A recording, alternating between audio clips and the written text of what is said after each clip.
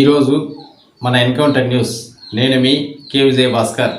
మదనపల్లి వాల్మీకి సంఘం ఆధ్వర్యంలో ఈ రోజున నన్ను అవమానించేటువంటి పులి శ్రీనివాసులు గారు అయితేనేమి, గంపల గంగరాజు గారు అయితేనేమి, జయసింహ గారు అయితేనేమి, వీరి ఆధ్వర్యంలో నాకు ఈ లభించిన సత్కారం నేను గొప్పగాని భావించడం లేదు. కానీ ఈ వాల్మీకులందరితో నాకన్నా ఎక్కువగా పులి శ్రీనివాసులు గారు, గంగరాజు గారు, జయసింహ గారు, ప్రతి ఒక్క రాష్ట్రంలో ఉన్న ప్రతి ఒక్క వాల్మీకి కూడా ఈ ఎస్టీ సాధన కోసం, ఎస్టీ పునరుద్ధరణ అంశం కోసం ఎంతో కష్టపడుతున్నారు. ఎన్నో ఉద్యమాలు చేశారు గత 69 సంవత్సరాలుగా.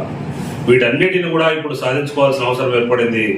ఎందుకంటే కేంద్ర రాష్ట్ర ప్రభుత్వాలు, ఈ కూటమి ప్రభుత్వం ఇప్పుడు అనుకుంటేనే ఎస్టీ రిజర్వేషన్ అంశం ఖచ్చితంగా పునరుద్ధరణ జరుగుతుంది.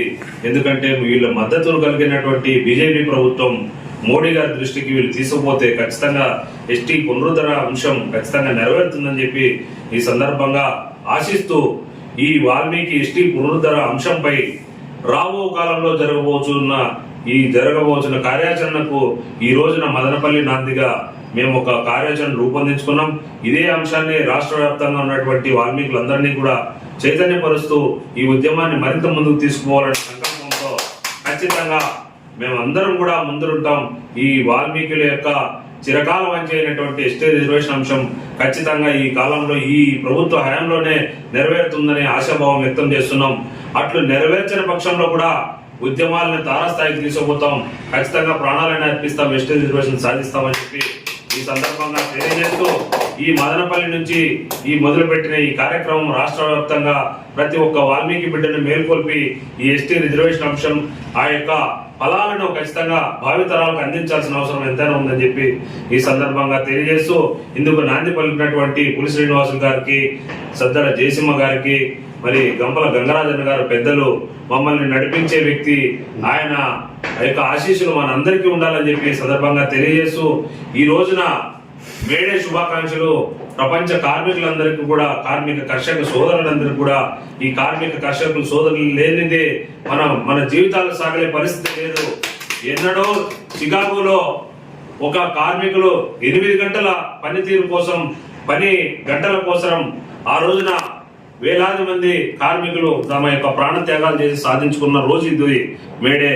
ఈ రోజున ఈ కార్మికులందరికీ, ఆ చనిపోయిన అమరవీరులందరికీ ఖచ్చితంగా మేము నివాళులు అర్పిస్తూ ఈ మేడే శుభాకాంక్షలు తెలియజేస్తూ, మరీ ముఖ్యంగా ఈ రోజున కేంద్ర ప్రభుత్వం తీసుకున్నటువంటి బీసీల యొక్క కులాల జనగణన ఖచ్చితంగా ఇది గతంలో ఎన్నో సంవత్సరాల నుంచి మండల్ కమిషన్ అయితేనేమి, గతంలో ఎంతో మంది ఎన్నో రకాలుగా పోరాటం చేసి గత 90 సంవత్సరాలుగా బీసీల యొక్క కుల జనగణన జరగలేదు.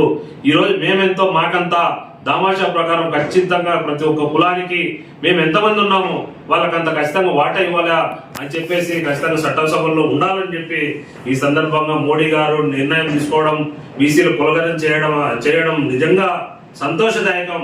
ఈ యొక్క నిర్ణయాన్ని మేము స్వాగతిస్తున్నాం. ఖచ్చితంగా బీసీల కులాల జనగణన జరిగితే ఈ వాల్మీకులు ఎంతమంది ఉన్నారో ఈ రోజు ప్రభుత్వం కాకి లెక్కలు చూపుతోంది. 14 లక్షలు ఉన్నారు, 12 లక్షలు ఉన్నారు వాల్మీకులు.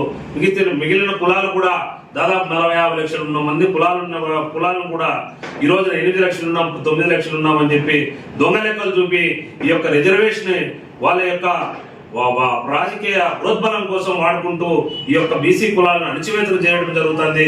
ఖచ్చితంగా ఈ బీసీ కులగణన జరిగితే ఖచ్చితంగా మేమెంతో మాకెంత, ఇక్కడ దామాషా ప్రకారం వార్డు మెంబర్లు అయితేనేమి, సర్పంచ్లు అయితేనేమి, ఎమ్మెల్యేలు అయితేనేమి, ఎంపీ సీట్లు అయితేనేమి ఖచ్చితంగా 50% రిజర్వేషన్ ఖచ్చితంగా బీసీ కులాలు అనుభవిస్తారు. కాబట్టి భావితరాలకు భవిష్యత్ తరాలకు ఖచ్చితంగా ఈ బీసీ కులాలకు మంచి చేసిన వాళ్ళు అవుతారు. ఖచ్చితంగా ఈ బీసీ కులగణన జనగణన చేపట్టాలి, సమగ్రంగా చేపట్టాలి, పారదర్శకంగా చేయాలని చెప్పి కేంద్ర రాష్ట్ర ప్రభుత్వాలను కోరుతూ ఈ యొక్క నిర్ణయం తీసుకోవడం కేంద్ర ప్రభుత్వానికి నిజంగా హర్షాతిరేకం మేము వ్యక్తం చేస్తున్నాం. ఈ యొక్క అంశంపై మరింత సమగ్రంగా, ఖచ్చితంగా నిజాయితీగా, నిష్పక్షపాతంగా ఈ కులగణన చేయాల్సిన అవసరం ఎంతైనా ఉందని చెప్పి ఈ కేంద్ర ప్రభుత్వాన్ని మేము డిమాండ్ చేస్తూ, ఇంకా మరీ ముఖ్యంగా ఈ యొక్క మదనపల్లికి సమీపంలో ఉన్నటువంటి ఈ బోయకొండ గంగమ్మ గుడికి సంబంధించి గతంలో 100 సంవత్సరాల నుంచి కూడా అక్కడ పూజారులుగా మన పరిపాలన అధికారులుగా వాల్మీకి బోయలే ఉన్నారు. ఇది చరిత్ర చెప్పే సాక్ష్యం. ఇది ఈ యొక్క చరిత్ర ఖచ్చితంగా రాష్ట్ర ప్రభుత్వం ఖచ్చితంగా సమగ్రంగా విచారించి ఈ బోయకొండ చైర్మన్ గారికి ఖచ్చితంగా వాల్మీకులనే ఎంచుకోవాలని చెప్పి